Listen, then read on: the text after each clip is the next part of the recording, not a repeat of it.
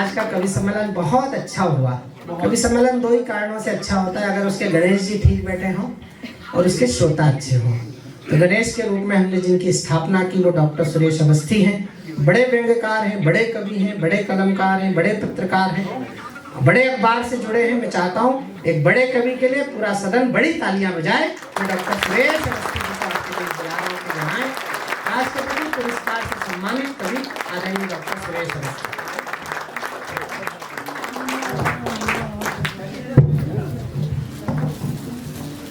बहुत अच्छा कविता चला और आप सबने बहुत अच्छा सुना। और मैं अंतिम कवि हूं, मैं आपका ज्यादा समय बिल्कुल नहीं लूंगा, सिर्फ उतना ही समय लूंगा जितना मैं अपना समय आपको दूंगा।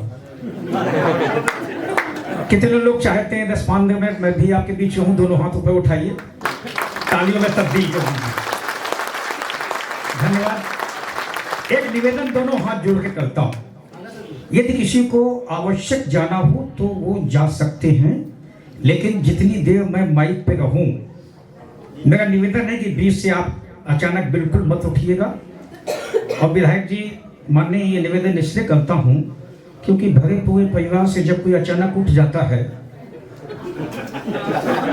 कविता सुनाने का मन नहीं करता, रोने का मन करता है।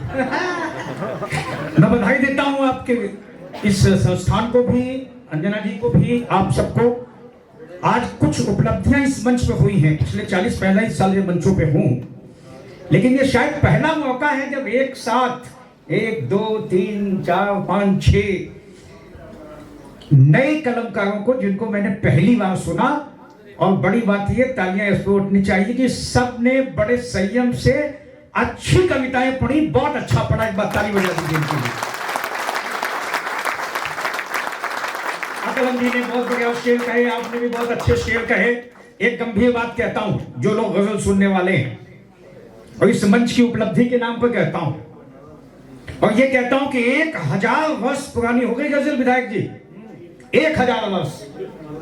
लेकिन आपने महसूस किया होगा, ये गजल जब हिंदी के मंच पे आई तो इसका कहन बड़ा हो गया, मानक शक्ति बड़ी हो गई, गजल का रूप बड़ा हो गया। आज आपने महसूस किया हो तो 2 पंक्तियां इस नई पौध को सौंपता हूं कि जाने कितने रास्ते तय करके आई है गजल, जाने कितने रास्ते तय करके आई है गजल, अब हमारे घर में आके मुस्कुराई है गजल। बहुत अच्छा चला। आइए मैं कुछ टिप्पणियां करता हूं, वो व्यंग का कवि हूं तो व्यंग की टिप्पणियां करता हूं और उन मुद्दों पे करता हूं जो बातें यहाँ पर बहुत ही सलीके से, तरीके से उठाई गई। क्या बात है? बैठ जाओ, बैठ जाओ। अभी हम सबने उल्लास के साथ गाते गुनगुनाते हुए कहा वंदे मातरम, वंदे मातरम, वंदे मातरम। शशिकांत, बधाई आपको। लेकिन इस देश में ऐसे भी लोग हैं जो टेलीविजन के माइक पे आके, कैमरे पे आके बोलते हैं गर्दन पे चाकू रख दो, लेकिन भारत माता की जय नहीं बोलेंगे, वंदे मातरम नहीं बोलेंगे। बहुत बवाल उठा, मैंने 2 पंक्तियां सिर्फ कही, नहीं बोलना मत बोलो, कोई गर्दन पे चाकू क्यों रखेगा। लेकिन टेलीविजन पे आके इस तरह की बात करके जो आप नई पीढ़ी को गुमराह करने की कोशिश करते हैं, वो ठीक नहीं है। मुझसे एक पत्रकार ने सवाल किया, क्या हमने बोलना चाहिए? हमने बोल ही नहीं सकते। क्यों नहीं बोल सकते? 2 पंक्तियां गुस्से में कही, हौसले से कही, सही कही हो तो हौसला देना मुझे। मैंने कहा नहीं बोल सकते क्योंकि नाली की गंदी मिट्टी से पूजा के बर्तन नहीं गढ़े जाते। हमने कभी सुना कि नाली की गंदी मिट्टी से पूजा के बर्तन नहीं गढ़े जाते। जुबानें अगर गंदी हो तो प्रार्थना के श्लोक नहीं पढ़े जाते। बहुत अच्छे। एपीजे अब्दुल कलाम साहब बैठे हों तो भारत माता की जय अपने आप निकलती है। राष्ट्रपति रहते हुए उन्होंने अपने परिवारजनों को बुलाया राष्ट्र भवन में, 5-7 दिन रहे। 1 कप चाय से लेके दवा की 1 टेबलेट तक जितना पैसा खर्च हुआ उन्होंने अपने वेतन से राजकोष में जमा किया। इससे बड़ी भारत माता की जय और क्या हो सकती है। बच्चों एक बात सुनना, इससे बड़ी देर नहीं हो सकती। भारत माता की। एपीजे अब्दुल कलाम साहब ने क्या कहा था, नई पीढ़ी ने अपनाया भी, बहुत लोगों ने अपनाया। उन्होंने कहा था कि सपने वो नहीं होते जो सोने पे आते हैं, सपने वो होते जो हमें सोने ही नहीं देते। एक पंक्ति मंच कह रहा है, अपने साथ ले जाना कि सपने वो नहीं होते जो सोने पे आते हैं, सपने वो होते जो हमें सोने ही नहीं देते। और हमारा मंच कहता है, अपने वो नहीं होते जो रोने पे आते हैं, अपने वो होते जो हमें रोने ही नहीं देते।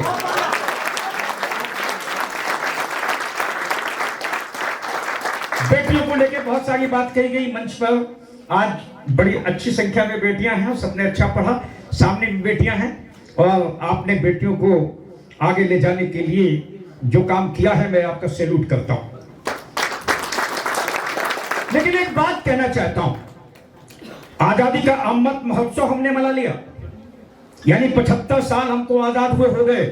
आज भी विज्ञापनों में, अखबारों में जगह जगह एक नारा लिखा मिलता है कि बेटी बचाओ बेटी पढ़ाओ। आखिर गलती कहां हो गई है, गलती हुई कहां? 4 पंक्तियां पढ़ता हूं, आपको पकड़ लेना तो मुझे बताना गलती कहां हुई। इतनी बड़ी घटना हुई, एक बेटी के 35 टुकड़े कर दिए गए। बहुत अच्छी टिप्पणी हमारे किसी कवि ने की थी कि परिवार की भी जिम्मेदारी बनती है वो। और हम आपके अदालत में खड़े होकर एक बात कहना चाहते हैं, ध्यान रखिएगा और अपने बच्चों को भी सिखाइएगा, यदि अपहरण करके ले जा रही सीता को जटायु बचाने की कोशिश करता है तो उसे भगवान श्री राम की गोद मिलती है, लेकिन चीरहरण के समय यदि कोई भीष्म पितामह अपनी आंखें बंद कर ले तो उसे अंत में सरसैया ही नसीब होती है। ये हमारी भी ड्यूटी बनती है। तो मैंने कहा 4 पंक्तियां ले जाइए, ये कि सोच छोटी रख, खुद का बेड़ा गर्क मत करना। हमारी सोच छोटी होती तो काम छोटे हो जाते हैं। सोच छोटी रख, खुद का बेड़ा गर्क मत करना, और स्वप्न में भी किसी के स्वर्ग को नर्क मत करना। स्वप्न में भी किसी के स्वर्ग को नर्क मत करना।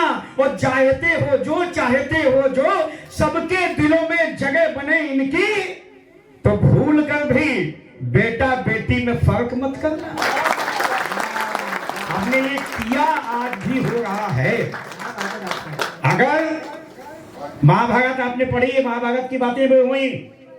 जिस दिन द्रौपदी ने अंधे का बेटा अंधा ये टिप्पणी की थी, घर का कोई बुजुर्ग बुला के डांट देता, माफी मंगवा देता, तो शायद चीरहरण की घटना नहीं होती। ये जिम्मेदारी हमारी भी बनती है। तो भूल कर भी किसी के स्वर्ग को नर्क मत करना, स्वप्न में भी किसी के स्वर्ग को नर्क मत करना, और चाहते हो जो, सबके दिलों में जगह बने अपनी, तो भूल कर भी बेटा बेटी में फर्क मत करना। कहां से इसकी जड़ें आ रही हैं? आज की नहीं है। 2 पंक्तियां सुन लेना और वहां तक पहुंच जाना तो मुझे बताना। सुनना शशिकांत, कहां से आ रही है? हमारे मन में, परिवारों में, हमारे घर में पर ये बैठा दिया गया कि बेटा कुल की नींव है, बेटी 2 कुल सेतु। ये बैठाया गया कि बेटा कुल की नींव है, बेटी 2 कुल सेतु, अलग अलग हमने रचे रिश्तों के भी हेतु। हमने खुद अलग अलग दिए। और बेईमानी कहां तक बेटा बेटियों में हुई? एक बड़ी पीड़ा के साथ दोहा पढ़ता हूं।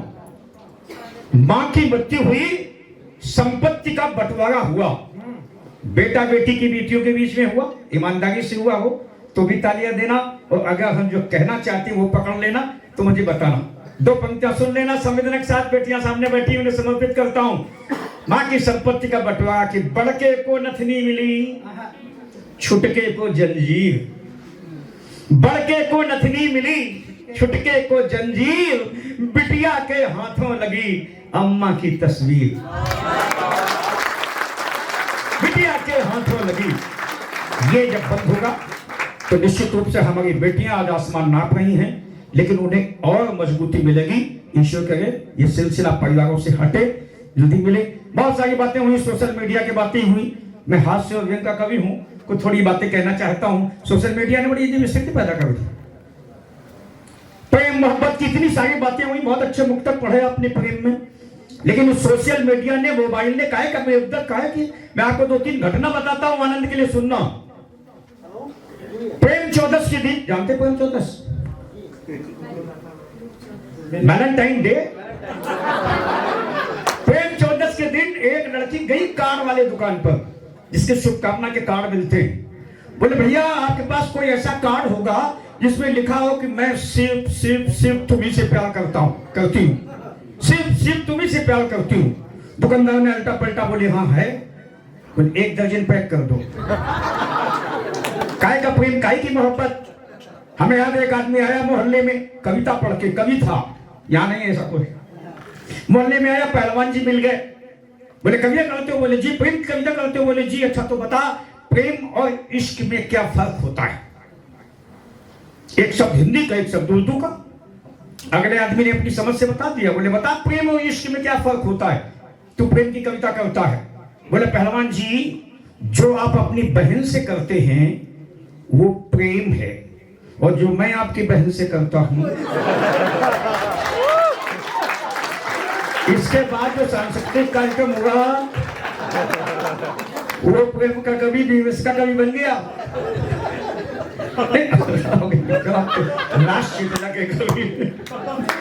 एक घटना और सुन लीजिए, आनंद ले लीजिए, फिर कुछ बातें करता हूँ।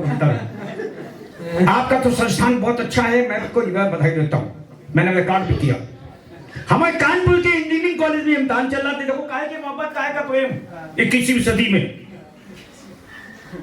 इम्तिहान चल रहा था। लड़के लड़कियों को मैडम ने, बहुत खूबसूरत मैडम की ड्यूटी लगी हुई थी, मैडम ने कापियां बांटी, लड़के लड़कियों ने नाम लिखे, वो नंबर लिखे, पर्चा छपके नहीं आया। मैडम परेशान, अब क्या करें, कापियों में सब नाम नंबर लिख गए, पर्चा छपके नहीं आए, कापियां बर्बाद, 3 घंटे बैठना भी है। तो मैडम ने मुस्कुराते हुए हंसते हंसते कहा, अच्छे लड़के लड़कियों, पर्चा छपके नहीं आया तो तुम लोग अपने अपने प्रेमी प्रेमिकाओं यानी लवर्स के नाम लिखो।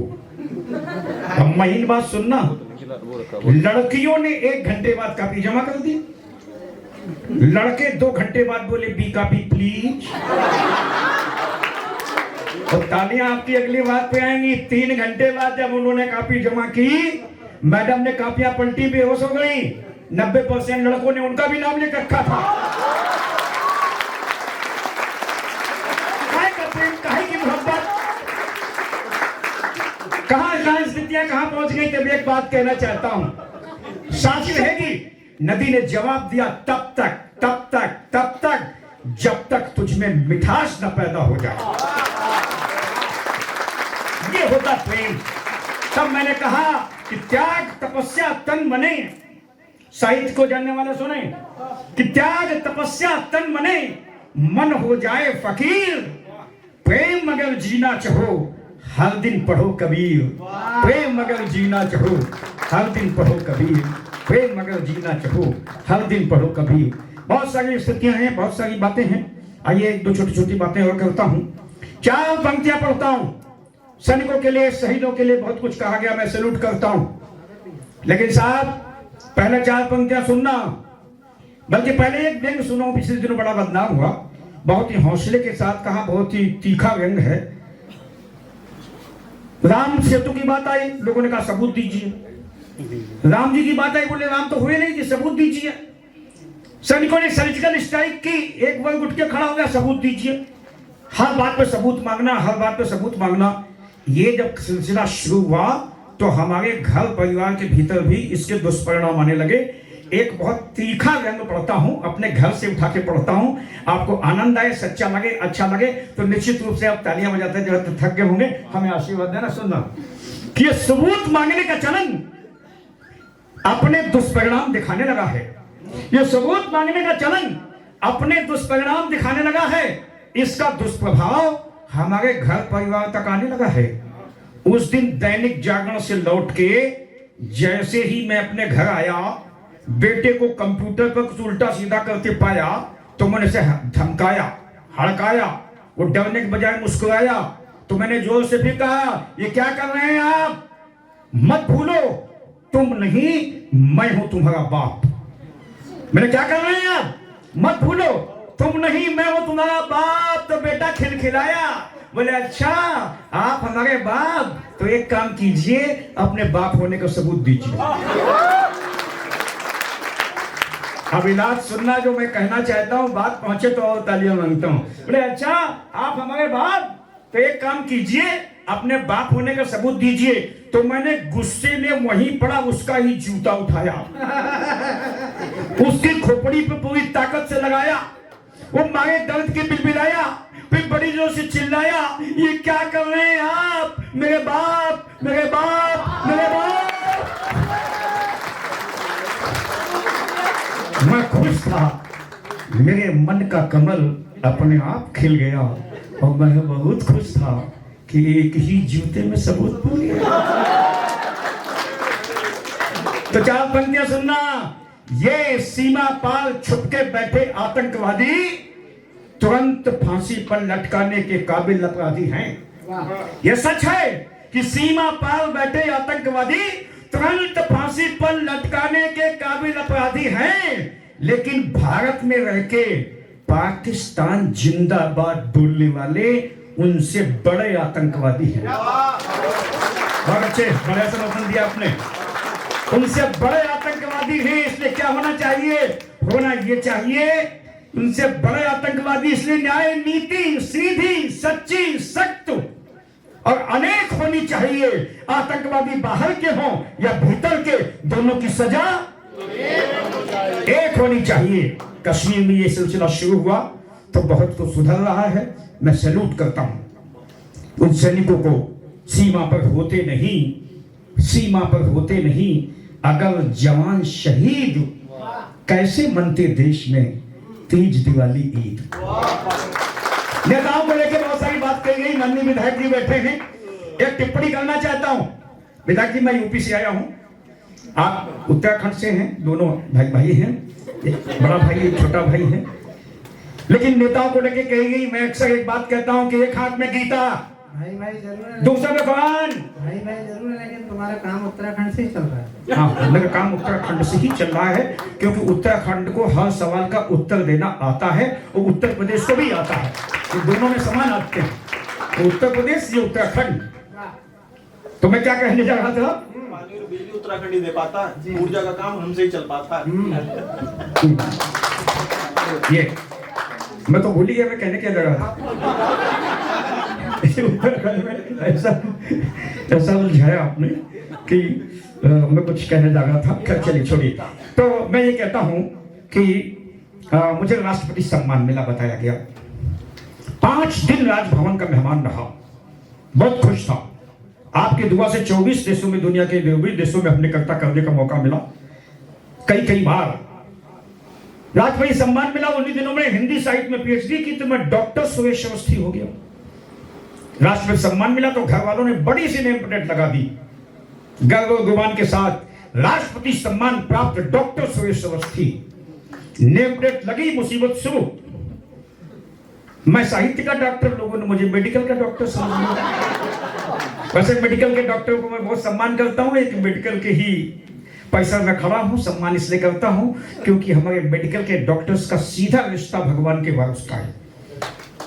भगवान नाराज होता है तो डॉक्टर के पास भेज देता है, डॉक्टर नाराज होते हैं। नहीं, जो सोच के आपने ताली बजाई वो नहीं है। डॉक्टर ना भगवान नाराज होते हैं तो डॉक्टर नाराज होते हैं तो भी एक निशान बनाते हैं भगवान का पर्चे के ऊपर, और चाहे कोरोना जैसा त्रासदी हो हम सबको ठीक कर देते हैं। उनके लिए एक बार ताली बजा दीजिए। अब बाहर नेम प्लेट, मुसीबत शुरू। 2:30 बजे रात को घंटी बजी, देखा एक पुलिस वाला खड़ा था। पुलिस पे महीने में सुनना, समझ लेना तो बताना। एक पुलिस वाला खड़ा था, बोले डॉक्टर साहब कुत्ते ने काट लिया, दवा। मैंने कहा यार पुलिस में हो फिर भी कुत्ते ने काट लिया। तालियां अगली बात पे आएंगी आपकी, बिना मांगे आएंगी। हमने यार पुलिस में हो फिर भी कुत्ते ने काट लिया। बोला उस समय वर्दी नहीं पहने था ना। ये होता जलवा। और अब की घंटी बजी तो एक नौजवान खड़ा था। नौजवान बोला डॉक्टर साहब एक्सरसाइज के चक्कर में आंखें खराब हो गई। एक्सरसाइज मत करो। बोले मैं थोड़ी करता हूँ, पड़ोसन करती। लगे वो ना भाई। और अब की घंटी बजी तो महिला मुक्ति मोर्चा की अध्यक्ष खड़ी थी। महिलाओं के मुक्ति के आंदोलन चलते हैं, चलने भी चाहिए, लेकिन असली मुक्ति कहां से मिलनी है अगर ये समझ में आ जाए तो मातृशक्ति से मैं निवेदन करता हूं कि वो मुझे आशीर्वाद देगी ताली बजा के। महिला मुक्ति मोर्चा की अध्यक्ष, उलझे उलझे बाल, सूजी सूजी आंखें, थका थका सा चेहरा। बोले डॉक्टर साहब उनकी तबीयत, उनकी तो जानती ना, उनकी तबीयत खराब हो गई थी, 5 रातों से सो नहीं पाई, कोई दवा। मैंने कहा वाह, आप महिला मुक्ति मोर्चा की अध्यक्ष हैं, पैसे वाली हैं, कोई खूबसूरत सी नर्स रख लेती, वो देखभाल कर देती, आप सो जाती। बोले डॉक्टर साहब नर्स रख ली थी इसीलिए तो सो नहीं पाई। कहाँ मुक्ति मिली है। और अब की घंटी बजी तो हमारे मोहल्ले के एक भ्रष्ट नेताजी खड़े थे। मैं मोहल्ले की बात कर रहा हूं, और कई दलों के हो सकते हैं। तो मैं जो टिप्पणी करने जा रहा था अब करता हूं। मैंने टिप्पणी की कि एक हाथ में गीता, दूसरे में कुरान, सिर पे बाइबिल और होठों पे गुरगंथ की पवित्र जबान रख के इस पवित्र अदालत में खड़े होकर पूरे होशो हवास से घोषणा करता हूं कि देश में नेता कोई नहीं है। सांसद हो सकते हैं, विधायक हो सकते हैं, नेता कोई नहीं है। मोदी जी तो खुद को चौकीदार कहते हैं, ये उनका बड़प्पन है। क्योंकि देश में नेता एक हुआ जिसके नाम पर नेता शब्द को सम्मान मिला, नेता शब्द को इज्जत मिली, वो थे नेता सुभाष चंद्र बोस। उन्होंने एक नारा दिया था, आप सब जानते हैं, मैं बोलूंगा आधा अपने आप बोलेंगे। उन्होंने नारा दिया था कि तुम हमें खून दो। और आज टेलीविजन खोलिए तो तमाम नेता क्या कहते हैं, उन्होंने कहा तुम हमें आजादी खून दो, मैं तुम्हें आजादी दूंगा। आज के कुछ नेता बोलते तुम हमें आजादी दो, खून तो मैं तुम्हारा ले ही लूंगा। काय के नेता तो मोहल्ले के भ्रष्ट नेता खड़े थे, उन्होंने बीमारी बताई, हमने आपके भरोसे पे इलाज बताया, व्यंग सुनने की तैयार हो कि नाम क्या के डॉक्टर लिखा देखकर एक भ्रष्ट नेता गच्चा खा गया। सुबह सुबह इलाज कराने हमारे घर आ गया, बोला जब से कुर्सी पाई है भूख जाने का नाम ही नहीं ले रही है। इतना खाया और खाओ का संदेश दे रही है। पता नहीं पेट में क्या चल रहा है, पता नहीं पेट में क्या चल रहा है। घपला, टीएलसी, डीएलसी, ईसीजी जांच का लिए कुछ नहीं निकला। विलास सुनना, टीएलसी, डीएलसी, ईसीजी जांच का लिए कुछ नहीं निकला। मैंने कहा नेताजी चिंता मत कीजिए, ये डॉक्टर आपको बिल्कुल सही उपाय बताएगा, एक बार सीबीआई जांच करा लो। हमने कहा एक बार सीबीआई जांच करा लो, बुलडोजर अपने आप घर पहुंच जाएगा। ये स्थितियां अंतिम कविता पढ़ता हूं, समय की सीमा है और वो आपकी अदालत में रखता हूं। मैंने बताया दुनिया के तमाम सारे देशों की यात्रा करने का मौका मिला कविता ले जाके। मैं एक बात शपथ पूर्वक कहता हूं, दुनिया के जितने देशों में गया, ये पीढ़ी जो बैठी है निश्चित रूप से 7 समंदर पार जाके भारत का परचम लगाएगी। हर देश में भारतवंशी सर उठा के स्वाभिमान के साथ जीते हुए मिले और उनके भीतर 7 समंदर पार भी हिंदुस्तान और शहीदों सैनिकों के प्रति प्रेम उसी तरह से लहराता मिला जैसे आपके भीतर है, हमारे भीतर है। आखिर वो कौन सी मजबूती है, मैं उस मजबूती को एक अच्छी कविता के रूप में आपके अदालत में रख के जाना चाहता हूं। चूंकि आपने अध्यक्षता दी है तो मेरा दायित्व बनता है कुछ ऐसा कहने के लिए जो बहुत जरूरी हो। एक बार प्रजातांत्रिक तरीके से ताली बजा के मुझे आदेश कर दीजिए और एक अच्छी कविता सुनने के लिए तैयार हो जाए।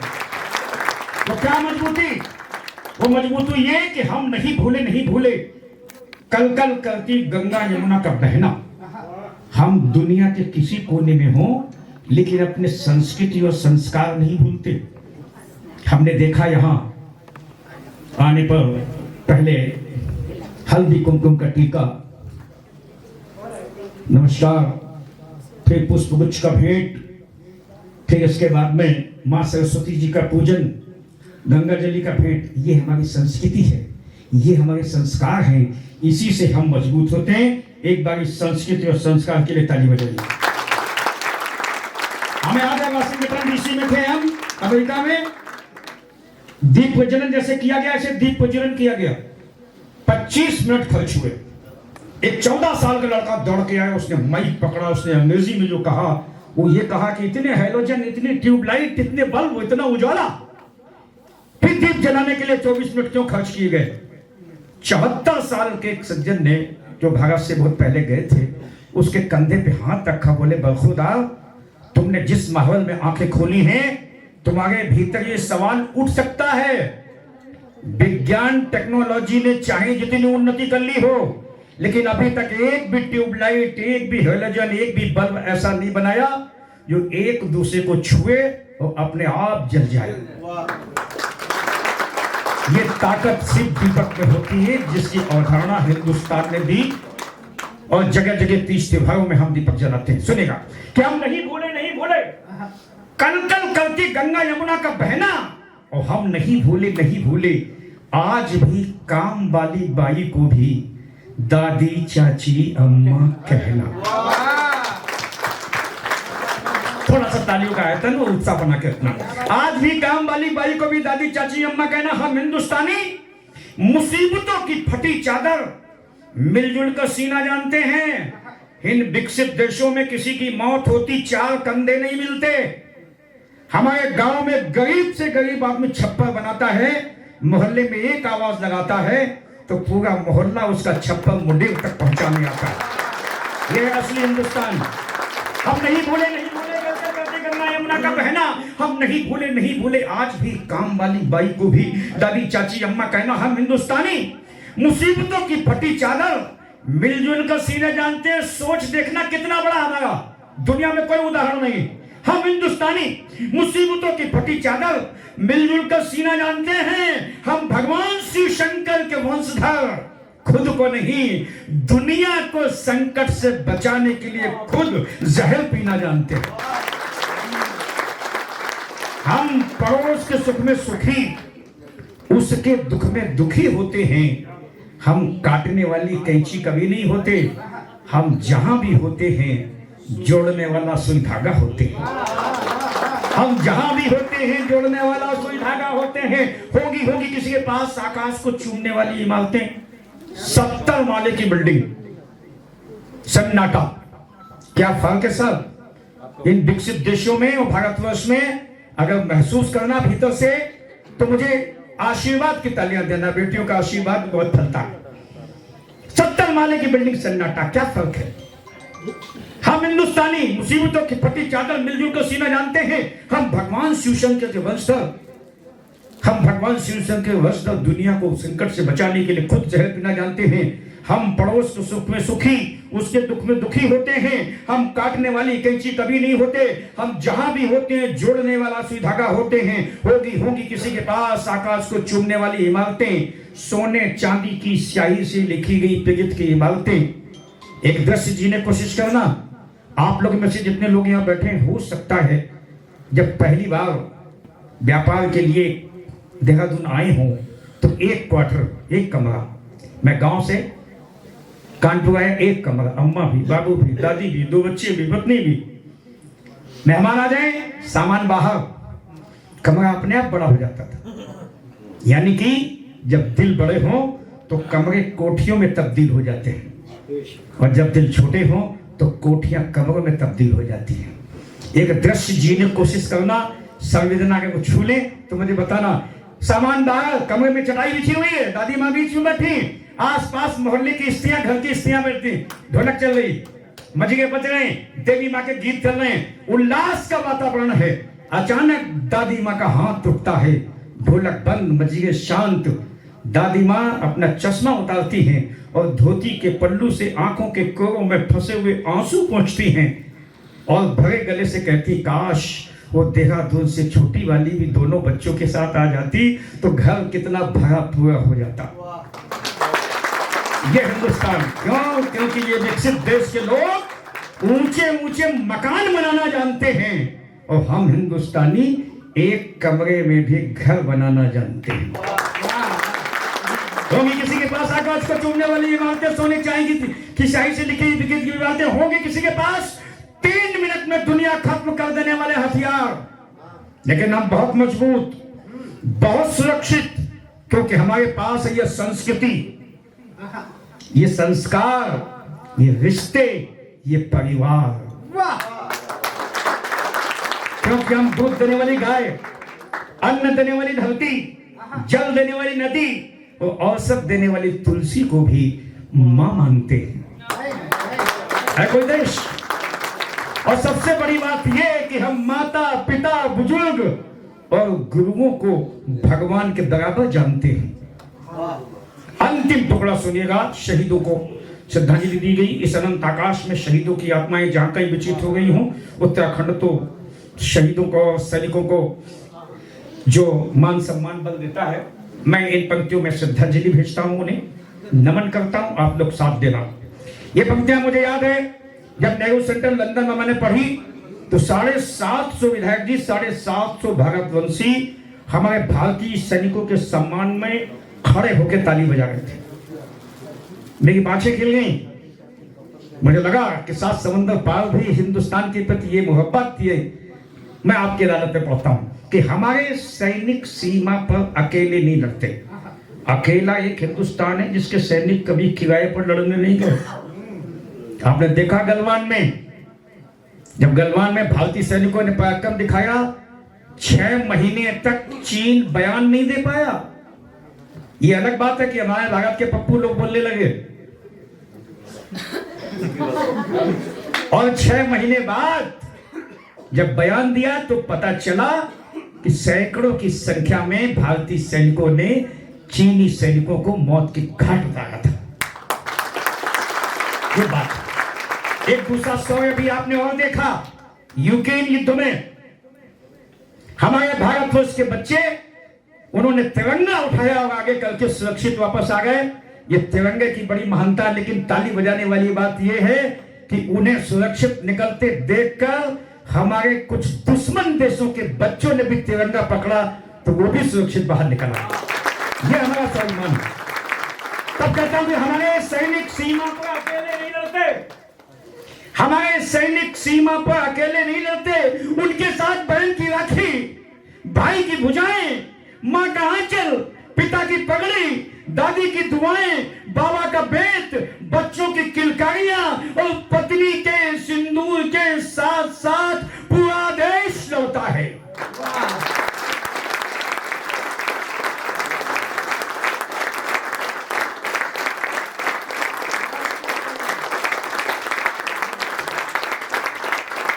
और पत्नी के सिंदूर के साथ साथ पूरा देश लौटा है। चाहे हमीद हो, हर दयाल या कि हरमिंदर, हर कोई मुस्कुराते हुए वतन की भेंट चाहता है।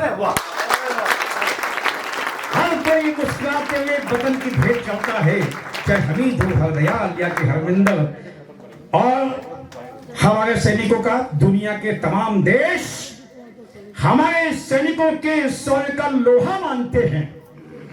एक सैनिक जामात सैनिक की ओर संकेत करता हूं, अगर पकड़ना तो उसके सम्मान में ताली बजाना। आज दुनिया के तमाम देश हमारे सैनिकों के शौर्य का लोहा मानते हैं, क्योंकि हमारे यहाँ की अभिनंदन चिड़िया से बाज मार गिराने का हुनर जानते हैं।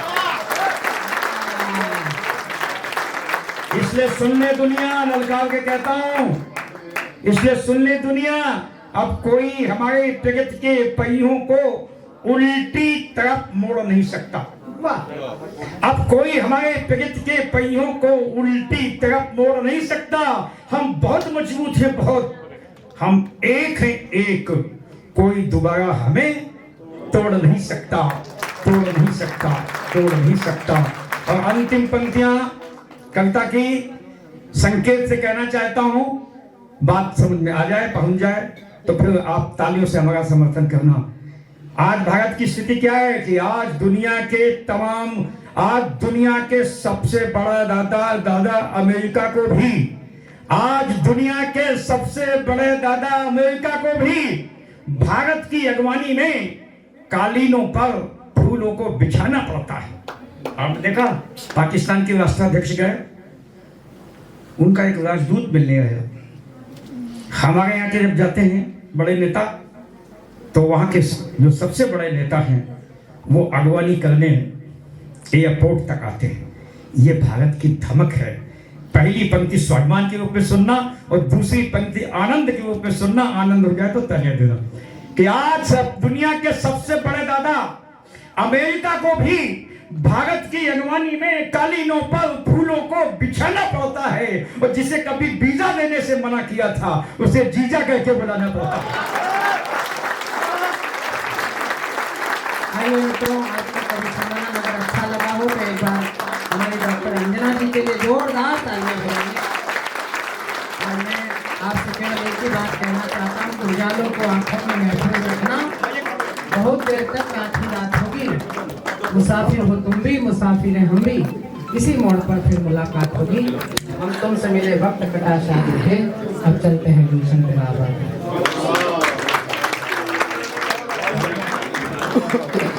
Yeah.